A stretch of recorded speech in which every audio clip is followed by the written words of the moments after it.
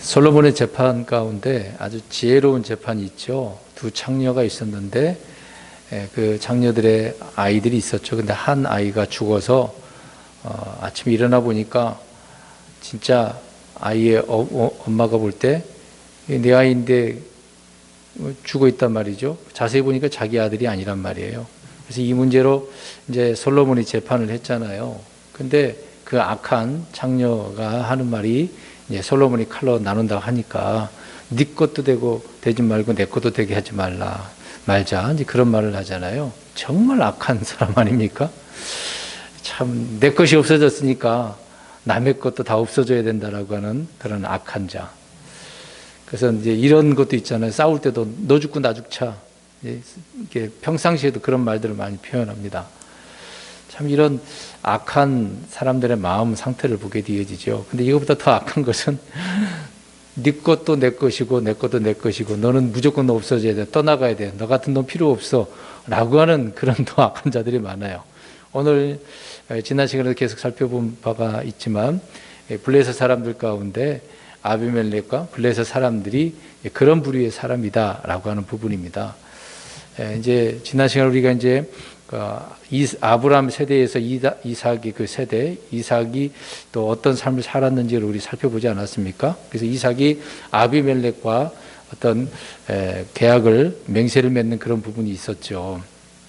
그래서 하나님께서는 기근이 있었는데 이집트로 가지 말고 그랄에 머물도록 이제 가나안 땅에 머물도록 말씀을 하셨던 것이죠.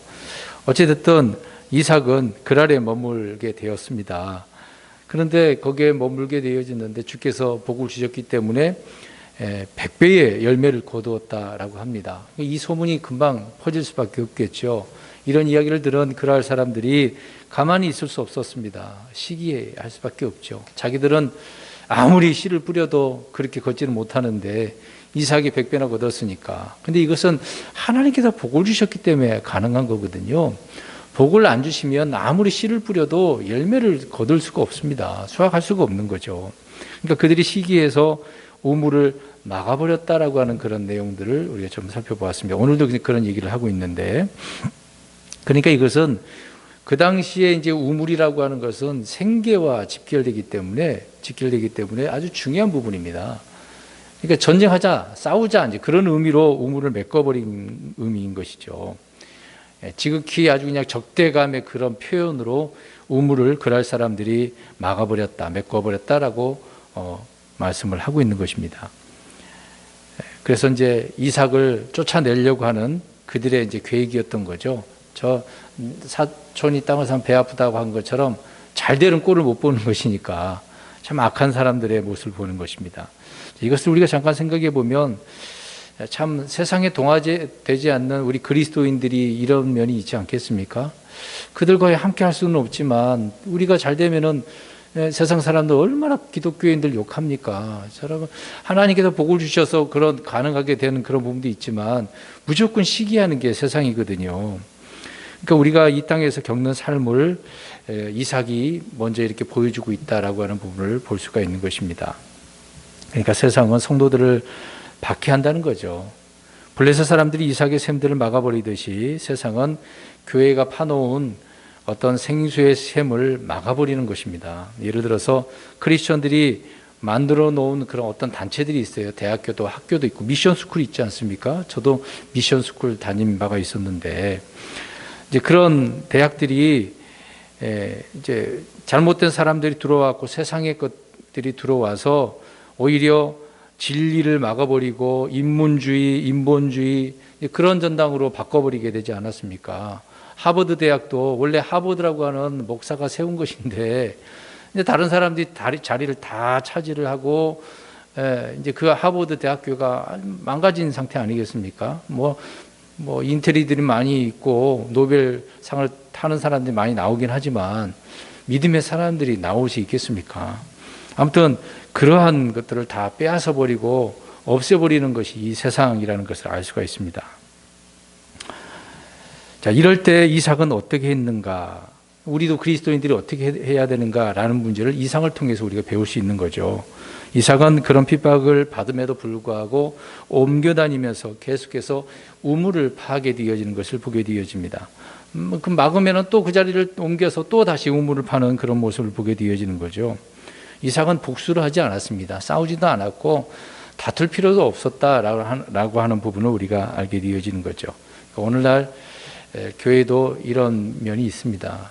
크리스찬들도 그런 문제에 있어서 굳이 다툴 필요가 없습니다. 그냥 그 자리를 피하는 게 나 자신을 위한 것이다 라고 생각하면 좋을 것 같네요.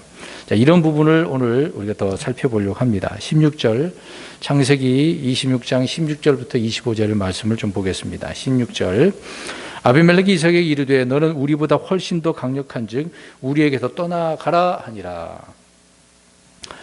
이제 아비멜렉은 이삭에게 그라를 떠나라고 이제 명령을 하게 되어집니다. 이제 궁여지책으로 강력한 자이기 때문에 잘 되고 있으니까 자기들과 있을 수가 없는 거죠. 위협을 느낄 수 있었기 때문에 떠나가라라고 말하고 있는 겁니다. 어떻게 보면 지금으로 표현한다면 신자와 불신자는 함께 갈 수가 없는 거잖아요. 교회와 세상이 평안하게 같이 갈 수가 없거든요. 원수지간이기 때문에 그래요. 우리가 세상과 친구가 되라고 그랬습니까? 원수이기 때문에 친구가 될 수 없는 거, 하나님과 원수가 되는 거기 때문에 같이 갈 수가 없는 것입니다. 그러니까 비록 우리는 이 세상에 살지만은 세상과 같이 있지만 분리되는 삶을 살아가야 되는 거죠. 오늘 아비멜렉과 이삭 관계는 서로 좋은 관계는 아니에요. 그냥 맹세를 할 수 있을 정도로 그 정도지만 친분이 있는 그런 관계가 될 수가 없는 겁니다. 그러니까 아비멜렉은 이삭을 떠나가라고 명령을 하는 것이죠. 그래서 우리에게서 떠나가라 라고 이야기를 하고 있는 것입니다. 그러니까 세상은 하나님의 백성을 종으로 부릴 때는 언제든지 부려먹기 위해서 떠나지 못하게 하지만은 내가 상대하기 어렵다라고 생각하게 되어지면 야, 너 빨리 떠나라 그렇게 해버리는 거죠. 오늘 이제 그런 내용의 말씀을 보게 되어집니다. 사실상 파라오는 어떻습니까? 이스라엘 사람들이 이집트에 노예에 있었을 때는 떠나게 해요, 못 떠나게 해요? 근데 못 떠나게 했는데 하나님께서 강력하게 재앙을 주시니까 결국은 자기가 상대가 안 되는 거예요. 어떻게 합니까? 떠나라 라고 할 수밖에 없죠. 참 그런 내용을 오늘 본문에서도 보게 되어집니다. 아무튼 아비멜렉은 이삭을 종으로 삼을 수 없었기 때문에 떠나가라 라고 명령을 하게 되어지는 거죠. 어떻게 보면 누가 승리자입니까? 이삭이 승리자죠. 오히려 아비멜렉이 패배자의 모습을 보여지게 됩니다. 비록 이삭은 떠나가라니까 떠나가니까 패배자로 보이겠지만 전혀 반대인 것을 보게 되어집니다. 우리는 이런 어려움을 당해도 하나님이 함께 해주시기 때문에 어디를 가든지 형통할 수가 있거든요. 그러니까 이삭은 그런 거 별로 걱정할 필요가 없는 겁니다. 그래? 그럼 가면 되지 뭐. 하나님께서 저기 가서 뭐 복 안 주겠어? 뭐 그런 믿음이 있지 않겠습니까? 우리 그리스도인들도 그런 믿음을 가져야 되는 거죠. 그러니까 이삭을 이제 복 주시는 하나님의 그 존재와 능력을 믿기 때문에 이삭은 그렇게 나간 거죠. 그러나 반면에 아비멜렉은 하나님의 이런 능력을 알겠습니까? 하나님이 복 주신다는 의미를 믿겠습니까? 전혀 그런 거 상관없는 거죠. 자기가 잘하면 자기가 잘했다라고 하는 것이지 누가 잘했다라고 그렇게 영광 돌리는 그런 위인은 아니라는 것을 알 수 있습니다. 그래서 이야기하죠. 너는 우리보다 훨씬 더 강력하다. 참 이삭이 크게 되고 힘이 큰 자가 되니까 시기했을 뿐만 아니라 두려운 거예요. 너무나 강력하게 느껴졌기 때문에 그렇습니다. 17절 보겠습니다. 이삭이 그곳을 떠나 그랄 골짜기에 장막을 치고 거기 거하며 결국 떠났습니다. 이제 그랄인데 그랄 골짜기로 떠나게 되어진 거죠. 좀 거리가 있는 부분으로 이제 골짜기로 떠나서 장막을 치고 거하게 되어진 것을 보게 되어집니다. 이제 어떻게 보면 계속해서 순례자의 삶을 살고 있는 거죠. 내 거처가 뭐 정착지가 딱 정해진 것이 아니었기 때문에요. 그러니까 이삭은 자신을 뭐 원치 않는 그런 사람들 또 자신을 배척하고 거부하는 지역에 더 이상 있을 필요가 없는 거잖아요. 우리 예수님을 한번 보겠습니다. 마태복음 8장 34절에 가서 보면은요. 온 도시가 예수님을 만나러 나가서 그분을 보고는 그분께서 자기들의 지역에서 떠나실 것을 그분께 간청하니라. 예수님 볼 때 막 기적을 표적을 보여줄 때는 좋아. 근데 감당할 수 없는 그런 부분을 그들이 이제 경험하게 되어집니다. 그러니까 예수님을 떠나가세요. 제발 여기서 좀 떠나가서 오지 마세요. 그런 경우예요. 참 희한하지 않습니까? 그 좋으신 예수님, 뭐 어떤, 그 당시에는 뭐 문제를 해결해 주시잖아요. 다. 요구하는 대로 다 해 주시잖아요. 그랬는데도 그것도 싫어. 이제 그런 예수님을, 이곳에서 떠나가십시오. 그러니까 예수님이 어떻게 합니까? 예, 떠나신 거죠. 굳이 있을 필요가, 억지로 있을 필요가 없는 거예요. 나를 반대하는데 내가 왜 있습니까? 예수님은 떠나셨어요. 이삭도 마찬가지입니다. 나를 반대한다는데 왜 있습니까? 사도들도 마찬가지고요.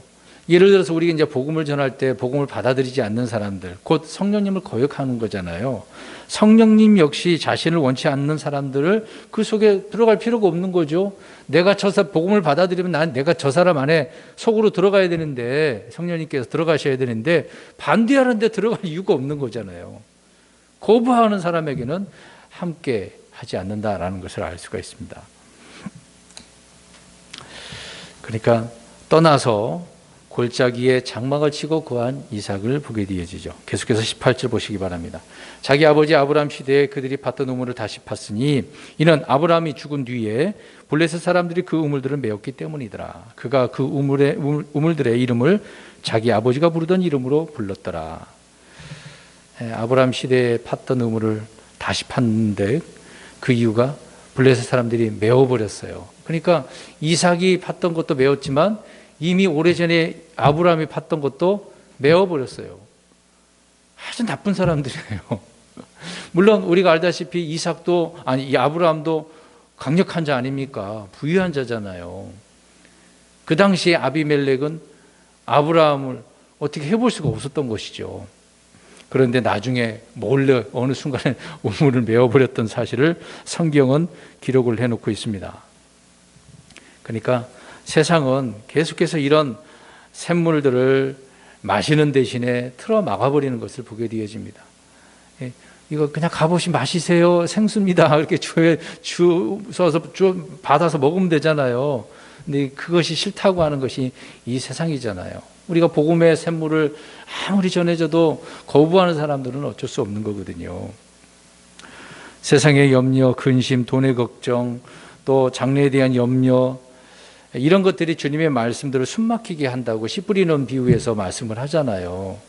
가시나무들 사이에 있는 그 씨, 주변에 있는 것들로 얼마나 근심, 걱정, 염려합니까? 그러니까 밭에 뿌려진 씨앗이 이제 수분이 있어야만 좀 자라나는데 수분이 부족할 때 자라지 못하는 거죠. 주변의 것들이 다 빼앗아 가니까. 세상은 그렇습니다. 우리는 이삭과 같이 우물들을 그래서 다시 파야 되는 것입니다. 누가 세상이 메웠으면 우리는 파야 돼요. 그냥 가만히 있으면 하나님께서 알아서 파주겠지가 아니라 나 자신이 파야 돼요. 이삭도 지금 판 거 아닙니까? 중요한 거잖아요. 전에 이미 팠던 우물들이 모두 막혔으면 그것들을 다시 파야 하는 것이 회복이고 부흥이라는 겁니다. 가만히 있는다고 해서 회복이 되는 것도 아니고 부흥되는 게 아니거든요. 누가 나의 샘들을 막았다라고 한다면 절망하거나 포기하지 말고 다시 파면 되는 겁니다. 잠언 24장에 의인은 7번 넘어질지라도 다시 일어선다. 그리고 흔히 이제 7,8기라고 하잖아요. 내가 넘어졌으면 다시 일어나면 되는 겁니다. 여기에서 우리가 배울 영적 의미가 하나가 이제 한 3가지 정도 있는데요. 말씀드린 것처럼 그들이 메워버렸던 우물을 이삭이 다시 팠죠. 그러니까 다시 파서 회복해야 된다라고 하는 겁니다. 다시 파서 회복하자. 믿음의 선진들, 또 우리의 믿음의 조상 선배들이 밝혀놓은 진리들을 뿌려놓은 그런 씨앗들을 잘 받아들여서 우리가 회복을 해야 한다라고 하는 부분입니다. 그러니까 성경은요, 새로운 길을 가라고 개척하라고 하지는 않았습니다. 이미 예전에 다 만들어 놓은 옛 길이에요. 성경에는 옛 길이라고 합니다. 새 길이 아니에요. 길은 우리 예수님이잖아요. 근데 이미 옛 길로 다 만들어 놨기 때문에 우리는 그 길로만 가면 돼요. 지금은 다른 길은 없어요. 다른 길은 누가 만들겠습니까? 사탄 마귀가 따로 만드는 거예요. 근데 사람들은 자꾸 새 것을 자꾸 요구하잖아요. 다오 새 것 달라고. 그러나 성경은 아닙니다. 이미 있었던 거 그대로 가기만 하면 돼요. 다른 길을 갈 필요가 없습니다. 아무튼 다시 파서 우리는 회복해야 된다. 두 번째로는 아버지가 부르던 이름을 어떻게 했습니까? 그대로 다시 불렀어요. 그러니까 이름을 새로 할 필요가 없어요. 말씀드린 것처럼 새로운 거 아니라고요. 지금 복음이 새로운 게 필요합니까? 뭐 다른 새로운 복음 필요하나요? 없습니다. 이미 과거에 이미 성경에 기록된 옛 것이잖아요. 그 복음이면 다 되는 것입니다. 근데 오늘날 뭐 새로운 복음, 새로운 음악, 새로운 유행, 새로운 신학, 별행 나 새로운 거 깨달았어. 이 해 아래 새 것이 있어요, 없어요? 없다고 말씀하잖아요. 근데 자꾸 사람들은 새 거. 집도 자꾸 새 것이면 다 좋다라고 생각을 해요. 근데 한국 사람들은 주로 그렇습니다. 그러나 우리가 이제 유럽을 가보게 되어지면요, 아주 오래된 집 그렇게 살아요. 그게 더 좋더라고요. 어떻게 보면 더 아름답고 망가지면 또 수리하고 굉장히 아름답더라고요. 근데 한국은 주로 새로 짓는 것이 굉장히 좋고 잘 사는 것이라고 생각을 합니다. 좀 그게 문화적인 차이도 있는 것 같은데 아무튼 새로운 것은 아니다. 그냥 예전에 있던 그거 부르면 돼요. 예전에 했던 것을 하면 되는 것입니다. 두 번째로는 우물을 메웠다라고 하는데 항상 악한 자들은 적들은 강력한 자의 빈틈을 노리는 겁니다. 빈틈. 보지 않는 사이에 없는 사이에 쳐들어와 가지고 무슨 일을 꼭 꾸미는 겁니다. 사도행전 20장 29절 30절을 제가 읽겠습니다. 내가 이것을 아노니 곧 내가 떠난 뒤에 사나운 이리들이 너희 가운데로 들어와 양떼를 아끼지 아니할 것이요 또 너희 중에서도 제자들을 끌어내어 자기들을 따르게 하려고 왜곡된 것들을 말하는 사람들이 일어나리라. 이게 사도들이 간 뒤에 이런 사나운 이리들이 들어와서 양떼를 괴롭히고 또 악한 제자들이 들어와 가지고 문제를 일으키고 왜곡된 것들을 말한다. 이런 것들을 조심해야 되지 않겠습니까? 그런 것들로 이제 빈틈을 노려서 많은 양떼들을 망가뜨리는 겁니다. 지금 그런 시대 아닙니까? 그래서 원수 마귀는 언제나 울부짖는 사자처럼 틈을 노리고 있다. 노려본다고 하잖아요. 왜 지켜보겠습니까? 잡아먹으려고. 여기에 덜컥 삼킨 바 되는 그런 성도들이 얼마나 많은데요.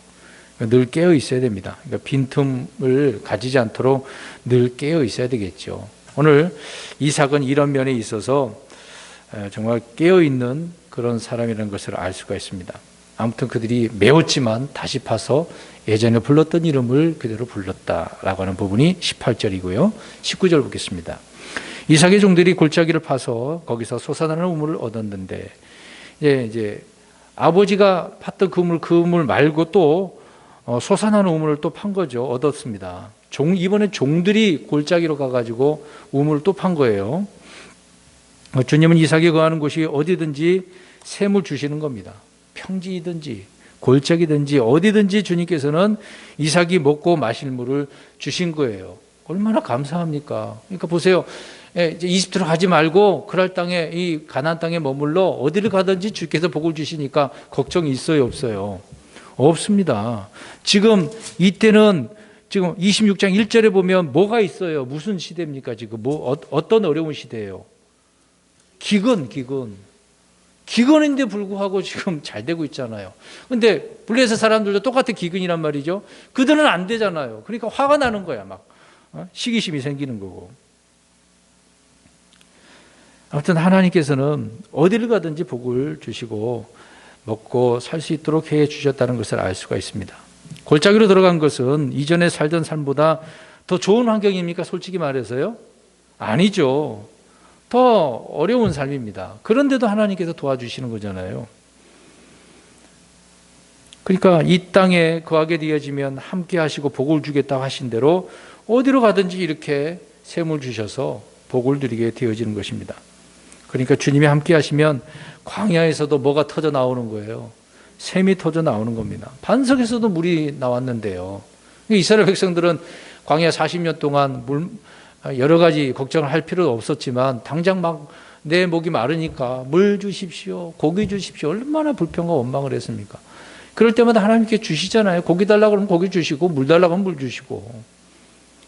그러나 하나님께서 주신 것이 더 좋은 거 아니겠어요? 근데 사람들은, 믿음이 연약한 사람들은 하나님이 주신 것 말고요, 내 육신이 좋아하는 거 주십시오, 이제 이러니까 문제가 되는 것입니다.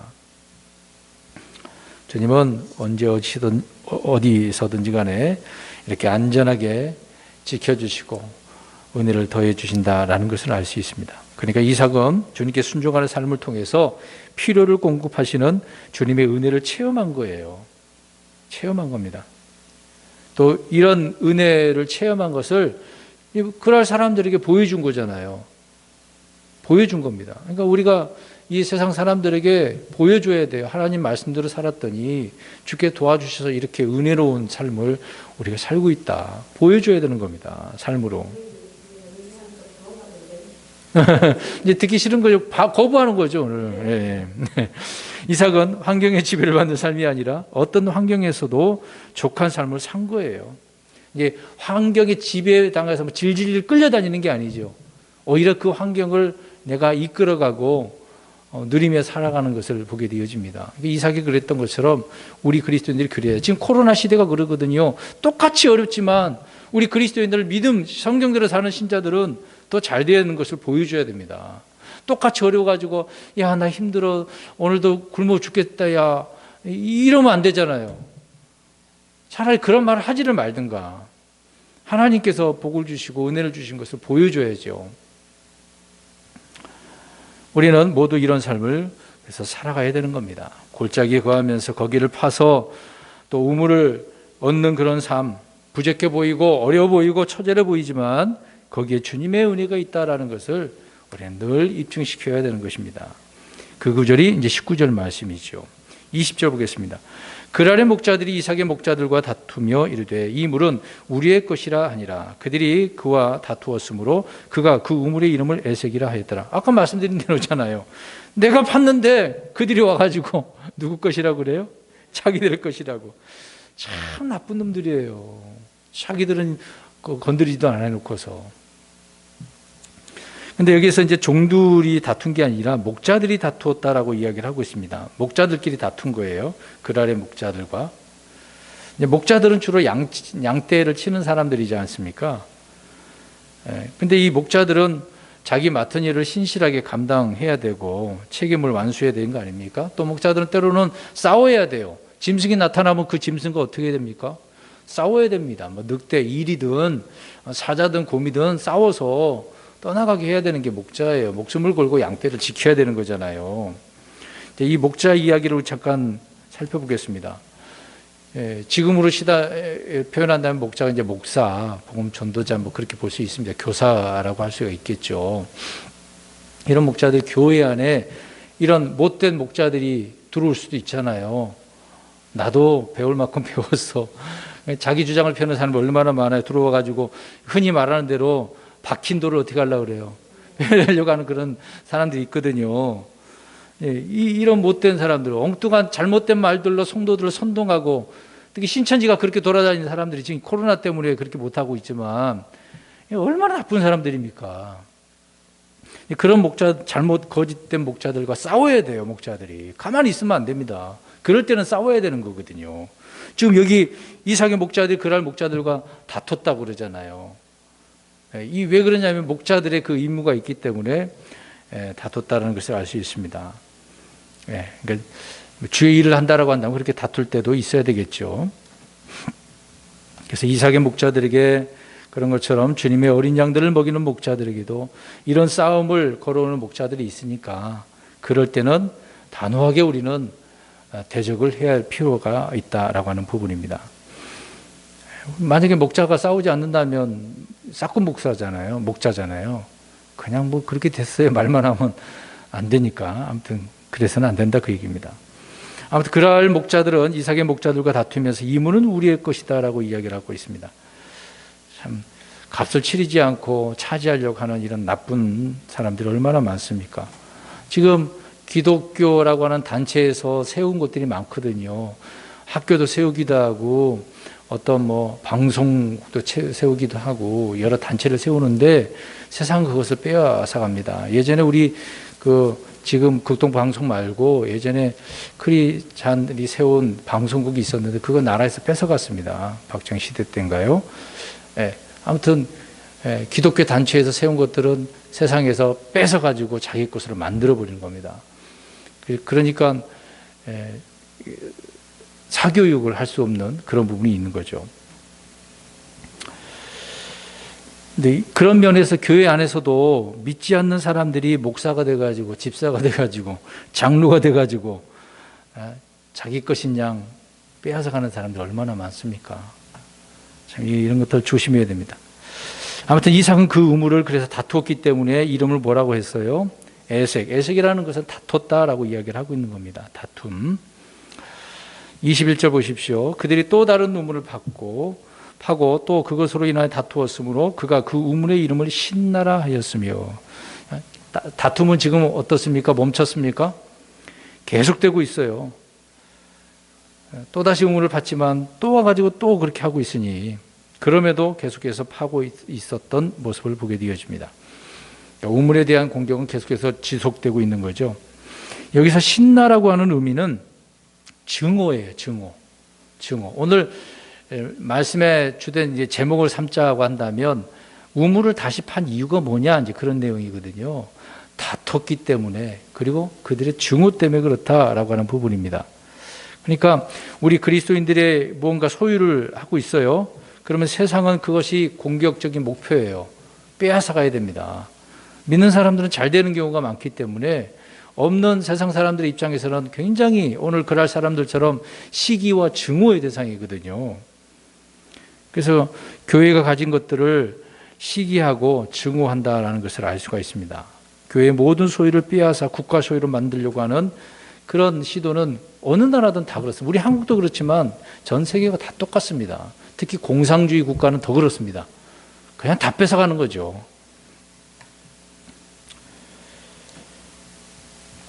이런 이 말씀을 교회 내로 우리가 좀 가져와서 적용을 해 볼 필요가 있습니다. 영적인 교회는 끊임없이 자신들의 소유를 포기하고 영적인 것을 따라서 이제 분리하면서 살지 않습니까? 참된 교회는 거짓 교회들로부터 쫓겨나죠. 그래서 시기와 박해를 받으면서 옮겨 다녔습니다. 역사적으로 실제도 그렇습니다. 제가 유럽 다녀왔지 않았습니까?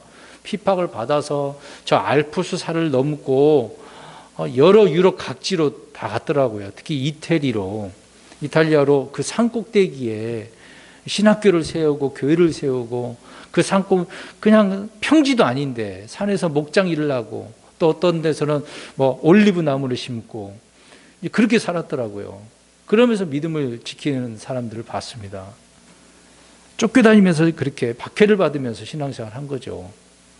그러면서도 그리스도인들이 잘하니까 그걸 또 이용해 먹는 영주들이 있었습니다. 그러니까 성경 신자들은 어디서나 또 우물을 파고 또 우물을 그런 기존교회, 기성교회들은 빼앗아 가려고 하는 것을 보게 되어지죠. 뭐 때문에요? 증오 때문에. 자, 22절 봅니다. 그가 거기서 옮겨가서 다른 우물을 팠더니 그들이 그것으로 인해 다투지 아니하였으므로 그가 그 우물의 이름을 르호봇이라 하고 이르되 이제 주께서 우리를 위해 자리를 만들어 주셨은즉 그 땅에서 우리가 다산하리라 하였더라. 비록 또 증오심에 의해서 다투게 해서 우물을 빼앗기긴 했지만 옮겨가서 다른 우물을 팠습니다. 이삭은 계속해서 분리를 보여주고 있는 거죠. 우리 성도들도 마찬가지입니다. 계속해서 분리하고. 자, 왜 분리하는지 잘 생각하셔야 돼요. 왜 이런 일들을 계속해서 있게 하셨는가? 잘 보세요. 지금 글 아래 머물면서 골짜기로 갔는데 우물 때문에 계속해서 옮겨 다니면서 팠잖아요. 왜 그랬는지 생각을 해봐야 돼요. 그냥 넘어갈 문제는 아니거든요. 하나님께서 이삭을 어떻게 다루고 있는가를 보셔야 돼요. 하나님의 계획을 보셔야 됩니다. 그러니까 이삭은 다투고 싸우는 대신 분리를 택한 거예요. 분리. 저들과 있으면 안 돼. 있어봤자 내게 해가 돼. 분리를 할 수밖에 없는 거죠. 이제 마지막으로 다툼이 있습니까? 없습니까? 계속해서 이거를 잘 견뎌내니까 결국 다투지 않게 되어진 것을 보게 되어집니다. 그래서 우물의 이름을 르호봇이라고 하네요. 그 내용 중에 주께서는 자리를 마련해 주신 거죠. 거처를. 자리. 르호봇이라고 하는 말은 자리, 룸, 방이에요. 어떤 넓은 지역을 주셨다라고 하는 그런 의미거든요. 이삭은 자신이 거할 곳을 그래서 이제 알았다라고 고백을 하고 있는 것입니다. 주님께서 거하라고 하신 곳이 바로 어디인지 결국 찾은 거 안 찾은 거예요? 찾은 거예요. 그 찾은 과정 속에 많은 어려움이 있었던 거죠. 쫓겨다니고 핍박받고 박해를 받고 시기와 질투와 다툼과 증오로 가득한 그런 환경을 지나쳐서 결국은 하나님께서 이곳에 머무르라고 하셨구나라는 것을 알게 되어지는 거죠. 그래서 이삭이 고백을 하는 겁니다. 바로 여기군요. 내가 이렇게 돌아다니고 어려움을 당했지만 결국은 하나님께서 나를 이렇게 인도하시려고, 이곳으로 인도하시려고 분리를 하게 해주셨군요. 이것을 이제 깨달은 거죠. 그래서 22절에 이제 주께서 우리를 위해 자리를 만들어 주셨은즉 그 땅에서 우리가 다산하리라. 자, 완전한 분리를 하게 되어진 겁니다. 그러니까 1년의 다툼과 박해는 하나님께서 이삭이 그들로부터 분리하도록 하시는 도구로 사용하신 거예요. 또 다퉜어? 증오심이 있었어? 이제 그것이 하나의 도구라는 거죠. 분리하도록 만들어 주시는 것이니까. 사람들은 자신이 큰 성공을 이룬 것을 터전으로 삼고 고향으로 삼잖아요. 이삭은 그 아래에서 100배의 수확을 얻고 크게 되고 강력하게 되었지 않습니까? 그러나 주님은 이삭을 그 아래에서 분리해 내셨습니다. 이삭은 완전한 분리 후에 자유를 선포한 거죠. 번성, 다산이잖아요. 아예 선포한 거예요. 그 구절 속에. 그것을 알 수 있습니다. 그러니까 참된 회복, 참된 부흥은 세상과 거짓으로부터 완전히 어떻게 한 후에 오는 거죠? 분리한 후에 오는 겁니다. 우리가 회복하고 싶다, 문제를 해결하고 싶다라고 할 때는 나의 잘못된 육신의 일들, 세상의 일들을 그런 것과 완전히 분리를 해야 됩니다. 그러면 이런 참된 부흥의 일들을 경험하게 되어진다는 것을 알 수가 있습니다. 간단한 내용처럼 보이지만 우리가 이런 말씀들을 영적으로 적용을 해서 우리 그리스도인들이 이해를 할 수 있는 것입니다. 23절, 24절 보겠습니다. 그가 거기를 떠나 부엘세바로 올라가며 바로 그 밤에 주께서 그에게 나타나 이르시되 나는 내 아버지 아브라함의 하나님이니 두려워하지 말라. 내 종 아브라함으로 인하여 내가 너와 함께하고 내게 복을 주어 내 씨를 번성하게 하리라 하시매. 예전에 말씀하셨던 거 또 주시고 계시네요. 자, 부엘세바는 맹세의 우물이잖아요. 아브라함이 단을 쌓고 주님을 불렀던 곳입니다. 이곳으로 간 거잖아요. 또 그런 장소에서 주님께서는 이삭과 언약을 또 맺으십니다. 뭔가 확인해 주시고 그 말씀을 붙들라고 하고 있는 거죠. 그러니까 이삭이 부엘세바로 올라간 것은 주님을 찾고 주님의 언약을 다시 기억한 것이기 때문에 그러려고 한 것인데 하나 또 이렇게 말씀하신 것입니다. 그러시면서 나는 내 아버지 아브라함의 하나님이니, 주님께서 자신이 누군가를 알려주시잖아요. 이삭이 이렇게 말씀, 나중에 야곱에게도 그렇게 하잖아요. 야, 아브라함의 하나님, 이삭의 하나님, 야곱의 하나님이라는 말씀을 계속해서 그렇게 사용을 하고 계십니다. 우리 하나님이 누구신지 알려주고 계신다는 것이죠. 두려워하지 말라라고 또 이야기를 하네요. 이 말씀은 구약이나 신약이나 반복해서 주시는 말씀입니다. 걱정, 염려, 근심, 다 두려움의 표현이잖아요. 그러니까 비록 지금 하나님께서 인도하신 곳으로 오기는 왔지만 그래도 계속해서 위협은 있거든요. 계속해서 그 주변 사람들 얼마나 괴롭히겠습니까? 그럼에도 하나님은 두려워하지 말라고 이야기합니다. 저 여러분에게도 주님께서 두려워 말라라고 말씀하시죠. 근데 사람들은 굉장히 두려워 많이 합니다. 먹고 사는 문제, 경제적인 문제를 가장 많이 두려워할 거예요. 그런 문제를 해결해야 되겠습니다. 주님께서 두려워하지 말라고 하는 이유는 우리에게 평안을 주시는 것이기 때문에, 또 돕는 분이시기 때문에, 또 우리에게 주신 것은 두려워하는 영이 아니잖아요. 평안한 안식을 누릴 수 있는 영, 성령님을 주시기 때문에 성령님 안에서 늘 우리는 평안을 누리게 되어지는 것입니다. 주님은 이삭에게 자신이 누구인지를 알려주시고 이전에 이삭에게 준 약속을 다시 한번 이렇게 확증해 주셨습니다. 자, 여기 이제 세 가지가 있네요. 너와 함께하고 복을 주고 번성하게 하겠다. 아브라함에게 주신 그 복을 그대로 물려받아서 누리게 되어지는 것입니다. 그러니까 약속의 상속인 것이죠. 계속해서 약속하시는데 그렇게 해주겠다라고 말씀하고 있는 겁니다. 또 24절을 보십시오. 내가 너와 함께하리라 라고 말하고 있잖아요. 이삭이 그렇게 하겠다고 했나요? 네, 하나님께서 그렇게 하신 겁니다. 하나님께서. 그 약속은 변할 수 있습니까? 없습니까? 없죠. 그래서 인간은, 우리 사람은 변할 수 있어. 하나님 앞에도 맹세까지 해놓고서 뒤돌아서는 게 우리 사람 아닙니까? 그리스도인들 얼마나 그렇게 많이 합니까? 저도 마찬가지죠. 근데 하나님은 자신이 말씀하신 약속은 불변하십니다. 특히 성경에 기록된 말씀들은 되돌릴 수가 없어요. 그대로 이루시는 우리 하나님이신 거죠. 그런 하나님께서 임마누엘로 함께 하시겠다라고 말씀을 하고 있는 겁니다. 자, 24절, 그래서 내가 너와 함께 하겠다. 함께 한다는 것은 임마누엘이잖아요. 너에게 복을 주시기 위해 그분을 먼저 너에게 보내사라는 말이 사도행전 3장 26절에 있거든요. 우리는 모두 주님의 약속대로 복을 받았습니다. 번성케 하시는 우리 하나님 보게 되는 거죠. 자, 이 마지막 24절, 25절 이제 보겠습니다. 25절 보겠습니다. 그가 그곳에 제단을 쌓고 주의 이름을 부르며 거기에 장막을 치니 그의 종들이 거기서 우물을 팠더라. 이제 하나님께서 거하게 하신 곳도 찾았고, 그러다 보니 이삭이 한 일을 잘 보십시오. 자, 네 가지의 그 모습을 보게 되어집니다. 첫 번째는 뭘 하고 있습니까? 제단을 쌓네요. 항상 하는 일이죠. 물론 이삭도 제사장이기도 합니다. 대언자이기도 하죠. 아브라함이 그랬던 것처럼. 제단을 쌓고 주의 이름을 보고 장막을 치는 것을 보게 되어집니다. 항상 말씀에 대해서 이삭은 바로바로 아브라함처럼 행하는 것을 보게 되어지죠. 자, 여기서 제단을 쌓았네요. 제단. 실제 그들은 제단을 쌓고 하나님을 섬긴 거죠. 이삭이요. 우리는 어떤 제단을 쌓는 겁니까? 이제 그걸 이해를 잘해야 돼요. 우리 구약과 신약의 제단을 쌓는다는 의미는 다른 것이니까. 우리 그리스도인들은 제단 쌓으면 희생물을 드리는 거 아닙니까? 여러분, 우리가 공부도 했습니다만 우리는 영적 제사장으로서 세 가지 희생물을 드린다고 그랬잖아요. 무엇입니까? 찬양, 감사, 그리고 선한 행위잖아요. 그것을 통해서 하나님 앞에 희생물을 드리는 겁니다. 이런 제단을 쌓는 거예요. 자, 우리가 이제 제단을 쌓는다 그러면은 감사, 찬양, 선한 행위 꼭 하셔야 되는 겁니다. 네, 이삭이 그렇게 제단을 쌓은 거죠. 두 번째로는 주의 이름을 불렀습니다. 자, 여기서 주의 이름을 부른다는 것은 기도한 거죠. 이름을 부른 것뿐만 아니라 주의 이름으로 기도하는 것이니까. 주의 이름으로 기도했다라고 하는 것은 그 행위나 이름으로 행한다라고 하는 의미이거든요. 또 장막을 쳤습니다.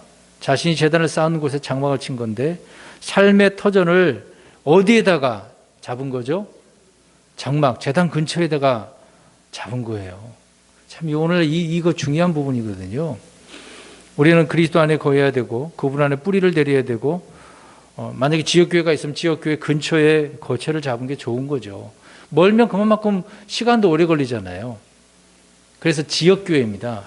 지금 건물을 얻어서 교회를 운영하고 있잖아요. 그런 교회들은 다 지역교회입니다. 이 건물이 몸된 교회 아니에요. 믿는 자가 몸된 교회고 건물은 그냥 지역교회라고 표현하고 있는 겁니다.